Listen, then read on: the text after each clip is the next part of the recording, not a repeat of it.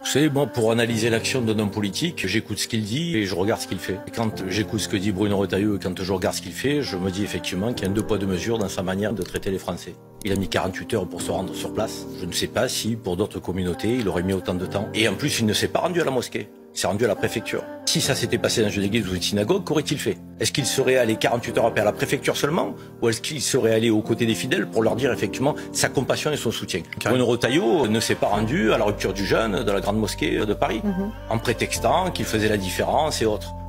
Vous savez, je crois qu'on a fêté Hanouka à l'Élysée.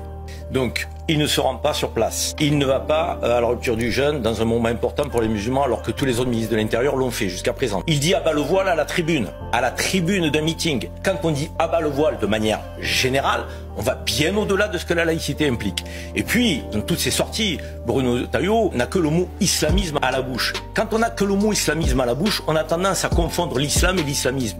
Les musulmans et l'islamisme. Moi, je veux qu'on combatte l'islamisme. Je veux qu'on combatte l'intégrisme. Je veux qu'on combatte les extrémismes. Je veux qu'on combatte le terrorisme. À l'évidence, et tous les musulmans le souhaitent. Mais à un moment donné, quand vous faites une confusion permanente dans la sémantique, dans les mots utilisés, quand vous créez le doute, c'est pas sain tout ça. Alors, moi, je veux qu'on ait la même conviction, la même sincérité, la même démarche, la même diligence lorsqu'il s'agit de juifs, de musulmans, de chrétiens ou d'athées, lorsqu'il y a des choses qui sont ignobles dans notre pays. Et on constate là qu'il y a quand même une différence de timing, qu'il y a une hésitation, un pas en avant, deux pas en arrière. On joue sur une querelle de mots. Non, c'est pas islamophobe, c'est anti-musulman. Je suis désolé, le combat contre l'inacceptable mérite plus, mérite mieux en termes de mobilisation nationale. Quand on a un esprit républicain, quand on ne définit pas les Français par une origine, couleur de peau, une religion, on s'insurge de la même manière, avec la même rapidité, avec la même sincérité. On n'a pas senti ça chez Bruno Retailleau. On a le droit de le dire en tant que Français quand on est sensible effectivement à ce qu'il n'a pas fait et à ce qu'il aurait dû faire